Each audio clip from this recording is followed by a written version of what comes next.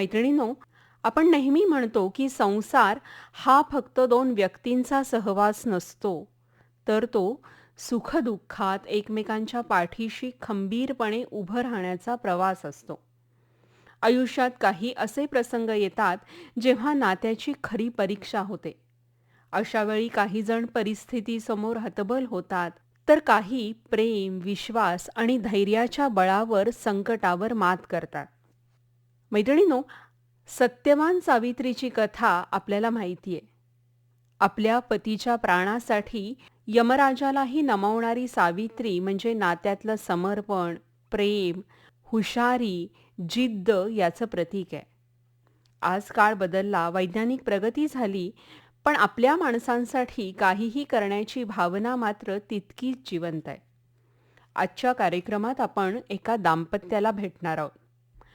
गंभीर आजाराचा सामना करत असताना एका पतीला नवजीवनाची गरज होती. त्यावेळी त्याच्या पत्नीनं एक मोठा आणि धाडसी निर्णय घेतला. स्वतःच्या लिव्हरचा, यकृताचा 65% भाग दान करून त्यांनी आपल्या पतीला नवजीवन दिलं. आर्थिक विवंचना होत्या, पोटच्या मुलांची काळजी होती, स्वतःच्या जीवाचीही भीती होती. पण वैद्यकीय क्षेत्रावरचा विश्वास, नात्यातील श्रद्धा, तसंच जगण्याची आणि पतीला जगवण्याचीही उमेद, या सगळ्याचा हा प्रवास आहे. अवघ्या एका दिवसांनी येणाऱ्या वटपौर्णिमेच्या निमित्तानं एका पत्नीच्या धैर्याची आणि त्यामुळं पतीला नव्यानं मिळालेल्या आयुष्याची ही कहाणी ऐकूया. आपल्या मनोगतातून अवयवदान म्हणजे जीवनदान ते किती महत्त्वाचं आहे हे सांगणारं हे जोडपं. भेटूया लातूरच्या राजकुमार साळवे आणि उज्ज्वला साळवे यांना. ऐकूया त्यांची वरदा हसबनीस यांनी घेतलेली मुलाखत, ती होती म्हणून.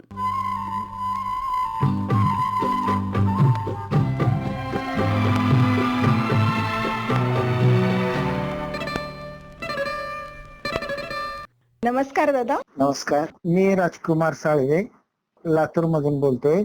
काय झालं होतं नेमकं तुम्हाला? काय होता आजार? म्हणजे लिव्हर सोरोसिसचा आजार होता. तर पिण्याची तर सवय होतीच मला, हं. पण अशा कोरोना काळामध्ये जे आमच्या बंधूचं मृत्यू झाला कोरोनामुळे, त्यामुळे पूर्ण जबाबदारी कुटुंबाची माझ्यावर आल्यामुळे मी खचलो थोडा मानसिकरित्या. आणि त्याच्यानंतर माझ्या ड्रिंकचं प्रमाण पिण्याचं थोडस वाढल्याच्या नंतर मला असं झालं की नंतर अन्न पाणी पण पचन होणं झालं. त्यानंतर हिनं, बायकोनं आणि घरच्या नातेवाईकांनी डॉक्टरकडे घेऊन गेले. तिथं झाला विलाज. त्याच्यानंतर मला बरं झालं असं वाटल्यामुळे मी परत एक वेळेस अजून दारू पिणं चालू केलं. मग दारू पिणं चालू केल्याच्या नंतर ते आजार जास्तच झाला. परत डॉक्टरनी म्हणले आता विलाज होऊ शकत नाही, जास्तीत जास्त 10 ते 15 दिवस वाचते, तुम्ही घरी घेऊन जावा.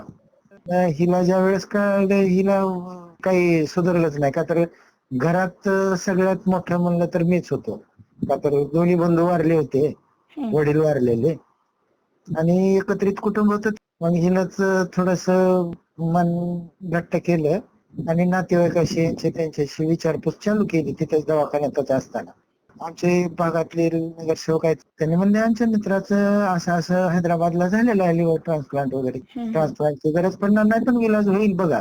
पण पहिल्यांदा तुम्हाला हा लिव्हर ट्रान्सप्लांटचा जो पर्याय असा होऊ शकतो किंवा हा इलाज करावा लागेल आता, हे तुम्हाला कोणी सांगितलं आणि कधी सांगितलं? हैदराबादला डॉक्टरांनी सांगितले. म्हणजे इथून निघायची तयारी झाली, पण हे 2-3 वर्षात आर्थिक परिस्थिती खूप बिकट झाली होती. तिकडून तिकडून मदत करून हिनं थोडे दागिने विकले. इथून हैदराबादला पोहोचलो. एक 8-15 दिवस तिथं विलाज चालला. त्या 8-15 दिवसामध्ये 15 ते 16 लाख तिथं खर्च झाले. मग आता लोकांनी केलेली मदत आणि हे जे काही दागिने, हे सर्व काही पैसे आमचे संपलेले होते. डॉक्टरांनी परत त्याच्यात काय म्हणले की आता विलाज होऊ शकत नाही, तुम्हाला लिव्हर ट्रान्सप्लांट शिवाय पर्याय नाही. 30 ते 35 लाख खर्च येईल. हेच एवढा खर्च लोकांनी दिलेले दागिने विकून सगळं केलं होतं.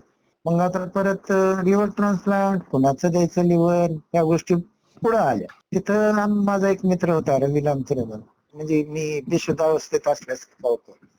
हिलाच त्या मित्राने फोन करून सांगितलं रवी लामतरे म्हणून, हं, की केम हॉस्पिटलला मुंबईला शासकीय आहे गव्हर्नमेंट, हं, हे तिथं केलेलं तुम्हाला कमी ह्याच्यामध्ये आणि शासकीय मदत पण भेटेल.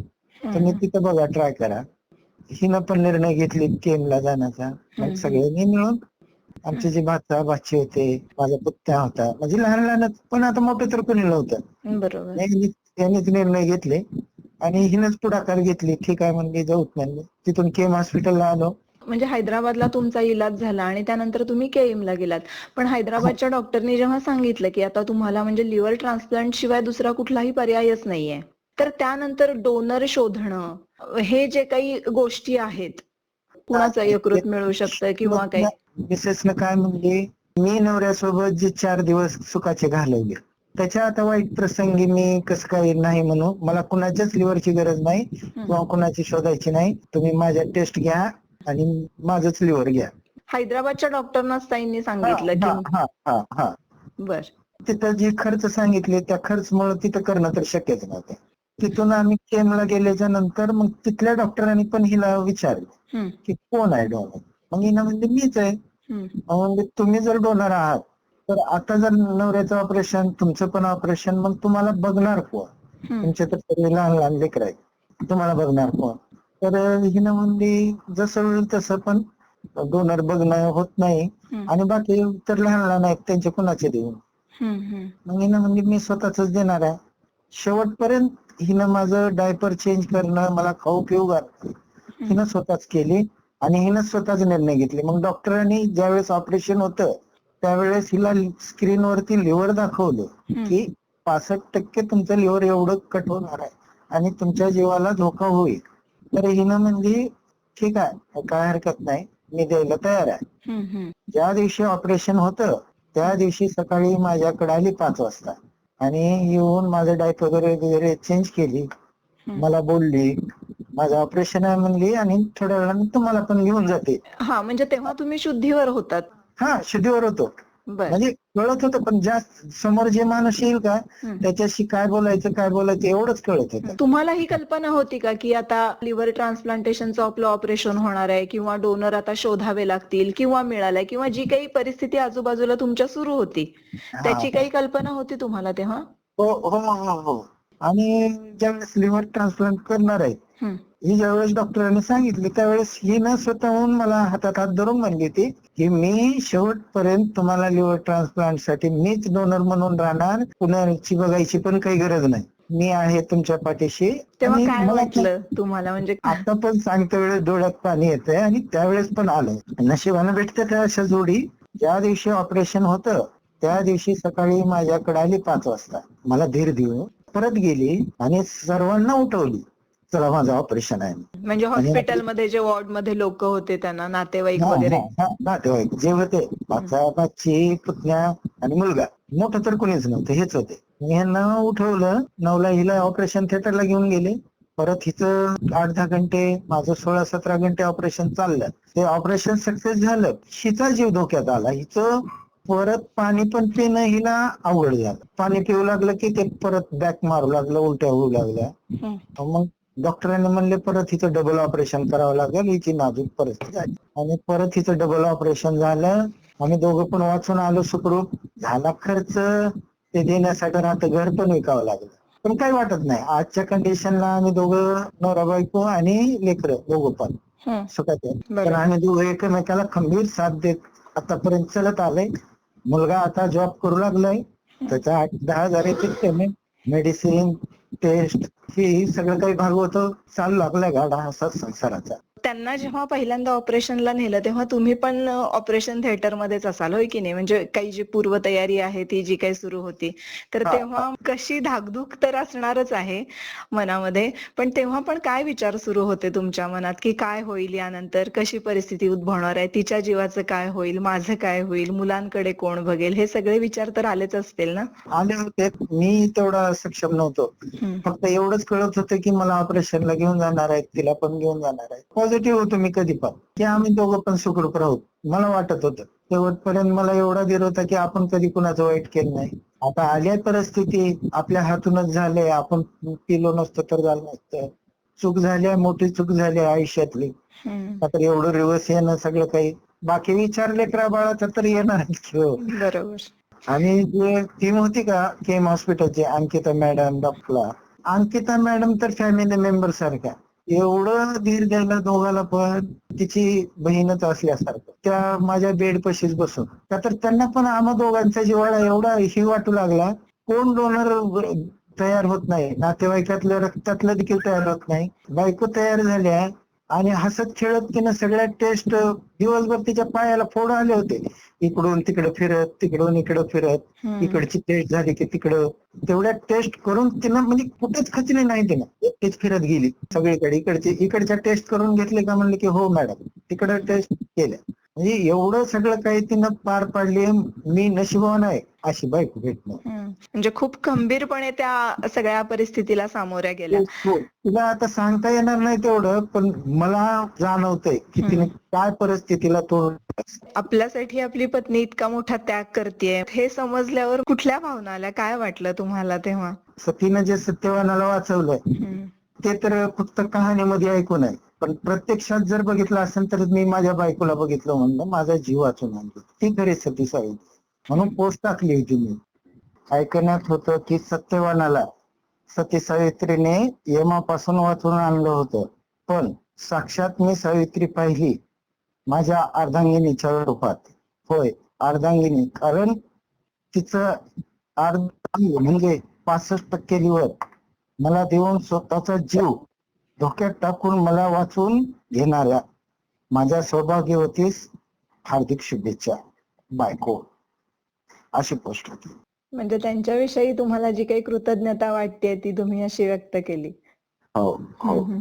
तुमच्या दोघांमधलं नातं या सगळ्या प्रसंगानंतर आणखीन मजबूत झालं असं वाटतं का? म्हणजे तुमचा या नात्याकडे बघायचा दृष्टिकोन सुद्धा बदलला असेल ना? म्हणजे एक नवरा बायकोचं टिपिकल नातं तर असतंच, त्यामध्ये म्हणजे प्रेम असतं, विश्वास असतो, पण या सगळ्या प्रसंगानंतर दोघंही ज्या कठीण परिस्थितीला सामोरे गेलात त्याच्यानंतर एक नातं तुमचं मजबूत झालं असं वाटतं?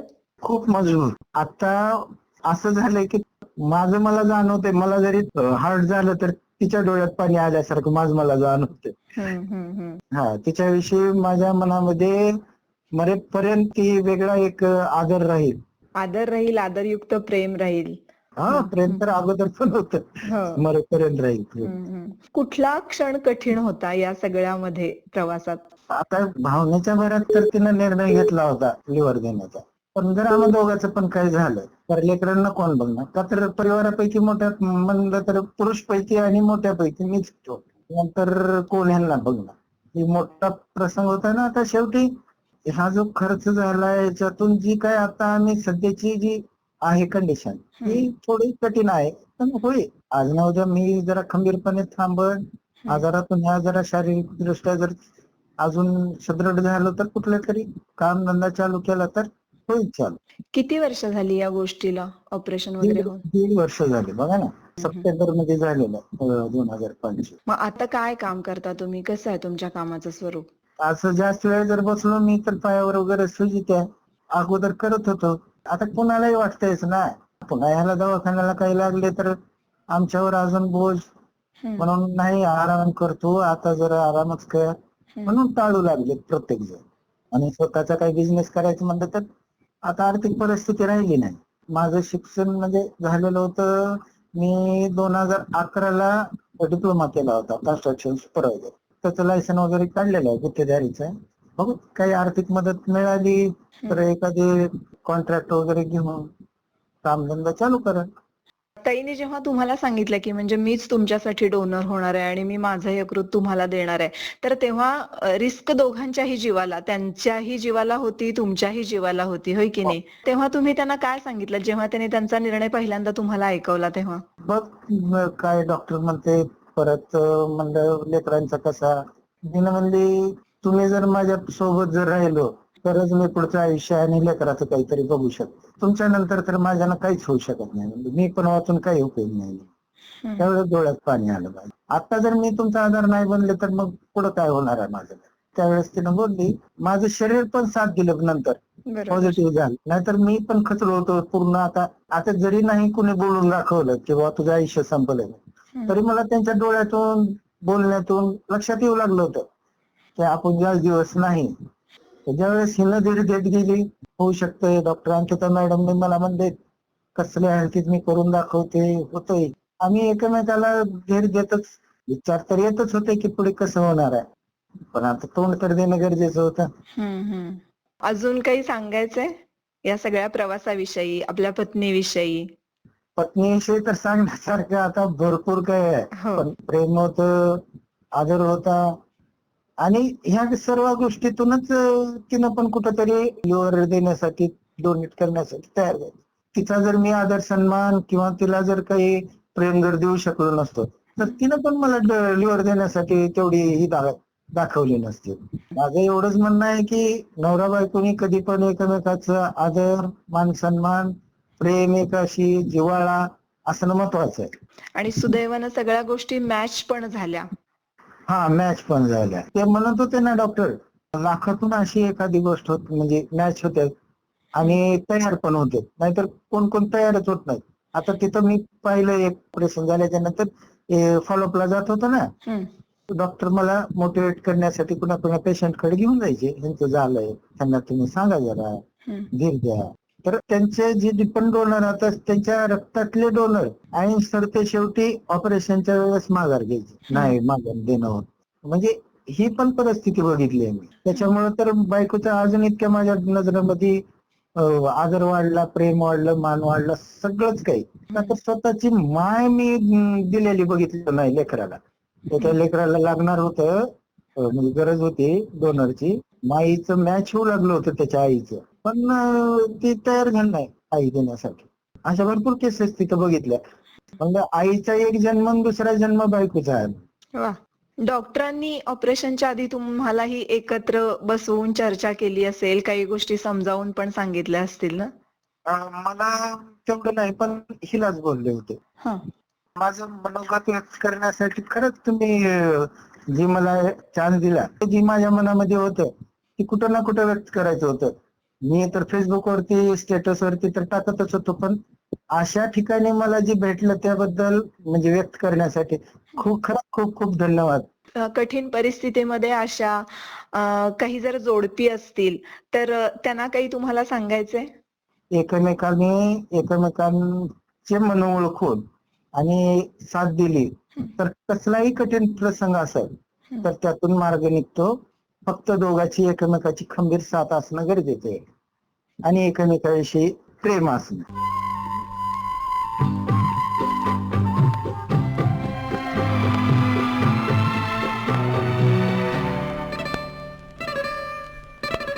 मैत्रिणींनो, राजकुमार साळवे यांना मिळालेलं नवजीवन हे आपल्या पत्नीमुळं आपल्याला मिळालेलं आहे आणि त्यासाठी ते नेहमी कृतज्ञ आहेत. हे त्यांच्याशी बोलताना जाणवत राहिलं. अश्रूंमधून आशेकडे जाण्याचा हा प्रवास ज्यांच्यामुळं शक्य झाला त्या उज्ज्वला ताईंनाही आता आपण भेटणार आहोत. नमस्ते मॅडम. हा, नमस्ते ताई. सावित्रीनं जसे आपल्या पतीचे सत्यवानाचे प्राण यमाकडून परत आणले अशी आख्यायिका आहे, अशी कथा आपण ऐकतो. तर तसंच साधारण आपली ही कथा आहे, आपल्या आयुष्याची कथा आहे. ज्या परिस्थितीला तुम्ही सामोरे गेला आहात आणि ज्यातनं यशस्वीपणे आज बाहेरही आला आहात, तर तो प्रवास आम्हाला जाणून घ्यायचा आहे. माझं नाव उज्ज्वला राजकुमार साळवे. लातूर जिल्ह्यातील पानगाव हे गाव आहे माझं माहेर. पानगावला शिक्षण झालं आणि 2006 ला लग्न झालं मॅडम माझं. लग्न झालं तेव्हा त्यांना काही सवय अशी होती काही किंवा नाही. त्यांना काही आजार होता असा? नाही मॅडम, चांगले होते त्यावेळेस. 10-15 वर्षांनंतर त्यांनी प्यायला शिकले. थोडं थोडं पित होते, पण आमच्या लक्षातच आलं नाही पिण्यामुळे असं होईल करेल, आम्हाला कधीच वाटलं नाही. मग आमचे ती मोठे दीर पण वारले, सासरे वारले. नंतर मग 5-7 वर्षांनी कोरोना झाला. त्या कोरोनामध्ये दुसरा दीर वारला. असे आमचे मग घरातले 3 माणसं गेले. मग तिसरा माणूस गेल्यानंतर, तिसरा दीर गेल्यानंतर सुरुवात आणखी जास्त केली. मग जास्त त्यांचे पिणं चालू झालं. पिणं चालू झाल्यानंतर मग काही वर्षांनी आम्हाला कळालं की ह्यांना उलट्या, मळमळ होऊ लागल्यात, अपचन होऊ लागलं. मग आम्ही गंभीर डॉक्टरकडे गेलो. पोटाचे ते डॉक्टर आहेत म्हणून. मग ते डॉक्टर म्हणले लिव्हरचा ह्यांना प्रॉब्लेम आहे, लिव्हर खराब झालेला आहे म्हणजे. मग आम्ही तिथं पण उपचार सुरू केला. मग म्हणजे 1-1.5 वर्ष चांगलं वाटलं. आता आम्हाला वाटलं चांगलं बरे झालेत. त्यांना पण वाटलं आता मी चांगलं झालो, तंदुरुस्त झालो, आता मला कशाचीच गरज नाही असं वाटलं. मग ह्यांनी अजून मी चांगला झालो म्हणून प्यायला सुरू केले. मग तर जास्तच खराब झालं. मग आम्ही काही दिवसांनी अजून गेलो गंभीरे डॉक्टरकडे. काही दिवसांनी काय 2-3 वर्षानंतर गेलो, म्हणजे ट्रीटमेंट चालूच होती, पण ते प्रकृती खूप बिघडलेली होती. मग आम्ही गेलो 2-3 वर्षानंतर, तर त्यांनी म्हणले आता काही नाही राहिलं म्हणले, ह्यांनी महिना किंवा 15 दिवसाचीच आहेत असं म्हणले आम्हाला. मग मला काय आभाळ कोसळलं, जमीन पायाखाली हादरली. मला आता वाटलं मी आता कसं करू, घरी तरी मोठं कुणीच नाही, माझा करता हाच आहे. माझे तर लेकरं, एक 7वीला मुलगी, 12वीला मुलगा होता. दुसरी जाऊ पण विधवा, तिचे पण लेकरं, सासू म्हातारी. मग मी म्हणलं आता आपण कसं करायचं, करता माणसाला जर असं उलालं तर आपलं काय खरं. मग माझ्या भाच्याला, माझ्या भावाला, भाचीला बोलवलं ह्यांच्या दोस्तांनी. म्हणले की तुम्ही हैदराबादला घेऊन जावा. मग तिथं गेलो. आम्हाला वाटलं तिथं लिव्हर ह्यांचं चांगलं होईल काय औषध गोळ्यानं, असं म्हणजे 1-2 वर्ष जसं झालं आधी गंभीरेच्या इथे गेलतो तसं नीट होईल वाटलं. मग तिथं काय झालंच नाही. तिथले डॉक्टर म्हणले पर्याय नाही, म्हणजे आता लिव्हर ट्रान्सफर केल्याशिवाय पर्याय नाही. हो, आम्ही म्हणलं लिव्हर ट्रान्सफरला किती पैसे लागतात असं विचारलं. त्यांनी म्हणले 30-35 लाख. आता तर आमच्या जवळ नाहीत म्हणलं एवढे, आम्ही तर दवाखाना करून करून आम्ही सगळं घेऊन गेला, आमच्याकडे काहीच नाही. मग एक दोस्त त्यांचाच होता, रवी लामतुरे म्हणून. मग त्यांचा फोन आला, मग काय झालं काय नाही विचारले. आम्ही म्हणलं एवढे पैसे लागालेत, आता आमच्याकडे काही पर्यायच नाही म्हणलं, आम्ही काय करावं. मग त्यांनी म्हणले मुंबईला जावा म्हणले, तिथे केएम म्हणून दवाखाना आहे, तिथले डॉक्टर पण लय चांगले आहेत म्हणले, तिथे घेऊन जावा. मग आम्ही गेलो, अँब्युलन्स मध्ये घेऊन गेलो. तिथं गेल्यानंतर मग ट्रीटमेंट सुरू झाली. अंकिता मॅम, पुन्हा शुक्ला सर, एवढे चांगले ते डॉक्टर की म्हणजे माझे वडील किंवा माझे नातलग, बहीण, भाऊ असल्यासारखं असं मला केले त्यांनी. लयच बघितले मला त्यांनी. मग म्हणले तुमचे डोनर कोण कोण आहेत म्हणले. मी म्हणले मीच हा म्हणलं डोनर. तर बायकोचं एखाद्या वेळेस जुळू शकते म्हणले, तुमच्याकडे आहेत का कोणी दुसरे. दुसरे पण आहेत म्हणलं. दुसऱ्यांचं पण दाखवलं, पण ती माझंच जुळून आलं. त्यांची प्रकृती गंभीर आहे, त्यावेळेचं घरातलं वातावरण सुद्धा तुम्ही सांगितलं की कसं होतात. पण जेव्हा तुम्ही केईएम ला गेलात आणि डॉक्टरनी लिव्हर ट्रान्सप्लांट करायचं आहे हे सगळं सांगितलं, डोनर शोधावे लागतील हे सांगितलं, पण मग शोधाशोध काही करावी लागली की तुम्ही स्वतःहूनच निर्णय घेतला होता? आम्ही स्वतःहूनच निर्णय घेतला की माझंच घ्या मॅडम मला. मग मॅडमनी लगेच आम्हाला टेस्टला पाठवलं. मग त्या टेस्ट मध्ये माझी सगळी तयारी झाली. टेस्ट पण चांगल्या आल्या देवाच्या कृपेने, सगळं चांगलं झालं. मग ऑपरेशनला तयार झालो आम्ही. मग सुरुवातीला काही मनात भीती वाटली होती, स्वतःची जीवाची चिंता वाटली होती, कारण मुलं होती, मुलांचं काय होईल, त्यांची तर तब्येत गंभीरच होती आधी. हो मॅडम, मला आधी भीती वाटली नव्हती, पण मला वाटलं की माझ्या मुलाचं कसं होणार असं वाटलं मला. काही वर्ष ह्यांनी असं म्हणजे आमच्या संसारात दुःख कसलं ते नव्हतंच. ती 2-3 माणसं वारले त्याच्यामुळे, पण माझा नवरा मला असं म्हणजे चांगलंच करत होते. त्याच्यामुळे मग मी खंबीर उभा राहिले. आता आपल्याला पर्याय नाही म्हणलं, हा माणूस गेला तर माझं घर कसं उभा राहणार, ह्या लेकरांचं मला तर होत नाही करणं. सगळंच काही तोच करू शकतो नवराच. बरोबर. मी काहीच करू शकत नाही, म्हणजे मला बाहेरचं काहीच कळत नाही बरं का. हा विचार तुमच्या डोक्यात कधी आला, म्हणजे की आपण आपलं देऊ शकतो लिव्हर आपल्या नवऱ्याला? मला मॅडमने सांगितलं होतं केएम मध्ये, शुक्ला सर, अंकिता मॅम बोलवून घेतलं मला आणि म्हणले डोनर पाहिजे, म्हणजे भावाचं, बायकोचं, मुलाचं. मुलगा तर 18 वर्षाचा नव्हता त्यावेळेस, मुलाचं लागत नव्हतं. मग तुम्ही देऊ शकता का? मग हो म्हणलं मॅडम मी देऊ शकते म्हणलं, मला काही करा आणि माझ्या नवऱ्याला मला वाचून घेतलंच पाहिजे असं आम्ही ठरवलं. डॉक्टरने सांगितल्यानंतरच माझ्या लक्षात आलं की आपणही देऊ शकतो. मला आधी माहित नव्हतं मॅडम मी देऊ शकते असं मला. आता तुम्ही तुमचं लिव्हर देणार हे ठरवल्यावर तुमच्या माहेरच्या लोकांची काय प्रतिक्रिया होती? माहेरच्या लोकांची, आईची तर नकोच होती, वडिलांची पण नको होती. नको देऊ, तू तरी राहा, नवरा गेला तरी त्या मुलासाठी आई पाहिजे, लेकरासाठी कोणीतरी एक जण चांगलं पाहिजे. म्हणजे त्यांना वाटत होतं की असं काय चांगलं होते असं वाटायचं. आई म्हणायची नको देऊ, वडील म्हणायचे. पण माझे छोटे 2 भाऊ त्यांनी जरा शिकलेले होते ते म्हणायचे नाही असं कसं दवाखान्यात सांगितलेलं हा चांगलं होते. तर ताई तुझ्या पाठीमागे आम्ही हाव, तू खंबीर उभा राहा आणि तू दिल्यामुळं भाऊजी चांगलेच होते. का तर आई वडील अडाणी होते, त्यांना काय माहित नव्हतं. भावाला माहित होतं की डॉक्टरांनी सांगितलेलं आहे की चांगलीच होऊन येते आमची ताई आणि मेहना, तू तयार हो. मला त्यांनी भाऊ भाच्यांनी भाचीने आणि डॉक्टर अंकिता मॅडम शुक्ला सरने असं म्हणजे चांगलं सांगून खंबीर उभा केलं होतं. त्यावेळी तुमची दोन्ही मुलांपैकी हा मुलगी 7वीला आणि मुलगा 12वीला. तर त्यांना या परिस्थितीचं गांभीर्य माहिती होतं, म्हणजे कल्पना होती की काय घरात वातावरण चाललंय, चर्चा कशी सुरू आहे, सगळे हॉस्पिटलमध्ये जात आहेत? मुलाला माहित होतं, रडत होता त्याने. म्हणजे आता तेव्हाचे दिवस आठवल्यास खूप वाईट वाटते बरं का. सोबतच होता त्यांनी. इतक्या सगळ्या कठीण परिस्थितीत सुद्धा तुम्ही जराही विचलित न होता तुमच्या निर्णयावर ठाम राहिलात आणि तुमच्या पतीला खरं तर जीवनदान दिलं तुम्ही. हो मॅडम. या सगळ्या प्रवासामध्ये जास्त बळ किंवा ताकद किंवा एक सकारात्मकता म्हणतो ना आपण की नाही मी या परिस्थितीतून बाहेर येणार आहे, आम्हाला दोघांनाही बरं वाटणार आहे आणि आमचा संसार पुन्हा नव्यानं फुलणार आहे, ही एक सकारात्मकता जी असते ना ती कशी मिळाली बरं? काय विचार करत होतात तेव्हा? ते मी सगळं सगळं सगळं देवावर आणि डॉक्टरांना सोडलं होतं मॅडम. आता म्हणलं मी तर काही करू शकत नाही लेकरांसाठी किंवा घरासाठी. मला धीर देणारा होता माझा भाऊ, भाचा, भाची आणि पुतण्या पण होता बरं का मॅडम. ह्यांनी धीर दिला. म्हणले ताई तुला काही होणार नाही, म्हणजे महिना किंवा 8-15 दिवसात तू नीट होऊ शकतेस, तुला काही होऊ शकत नाही. आम्हाला डॉक्टरांनी सांगितलंय असं 8 दिवसात तू चलू फिरू शकतेस. मला अंकिता मॅडमने पण सांगितलं होतं, त्यांनी पण उभा केलं होतं, तुला काही होणार नाही, तू 8 दिवसामध्ये चलू फिरू शकतेस. तिथले येस सर अशी काही त्यांची टीम आहे, त्यांनी खंबीर उभा केलं होतं त्यांनी, डॉक्टर लोकांनी आणि माझ्या नातेवाईकांनी. आता जेव्हा ठरलं की म्हणजे आपल्याला लिव्हर आपलं द्यायचं आहे आणि आता आपण ऑपरेशनला चाललोय, तर आधी डॉक्टरांनी वगैरे पण काही बोलण्यासाठी बोलवलं असेल ना, तर तेव्हा काय सांगितलं डॉक्टरनी? हो मॅडम बोलवलं, मोठी स्क्रीन दाखवली आणि तिथं लिव्हर पण दाखवलं माझं आणि म्हणले तुला ही 65% द्यावं लागेल आणि 30-35% तुला राहणार.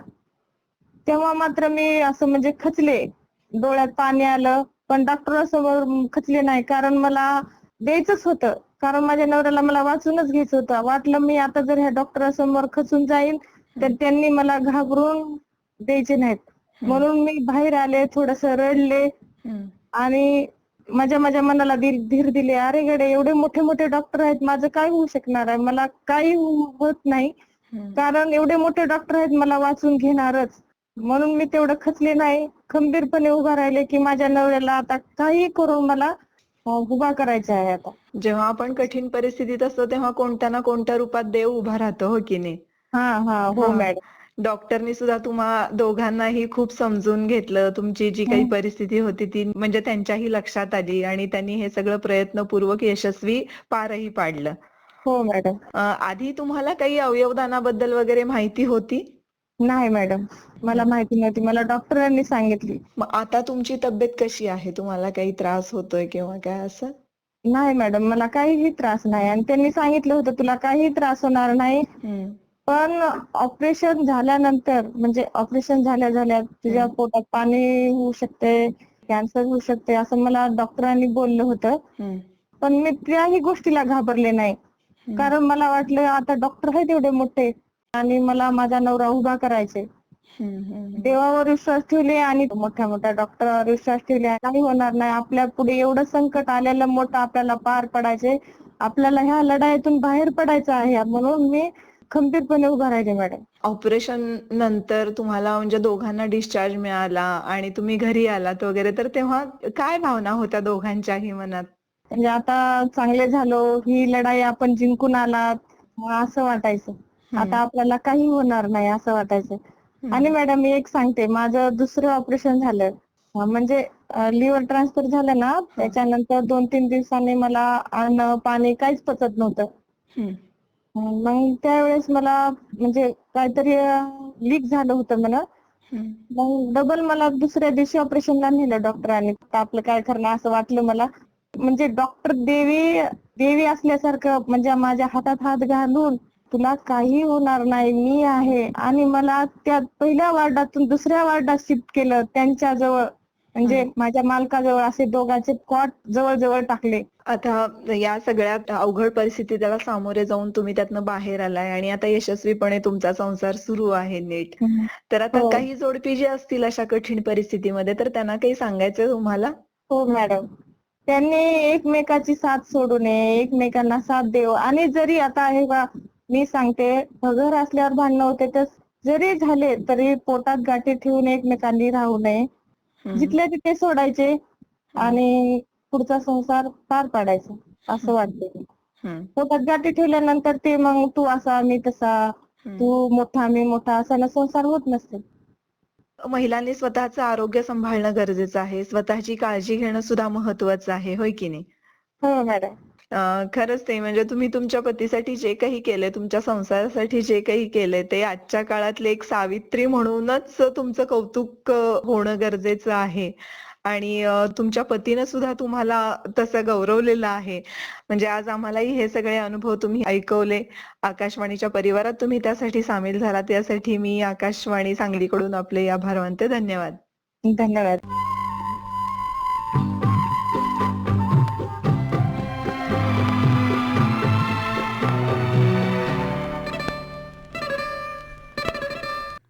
ती होती म्हणून.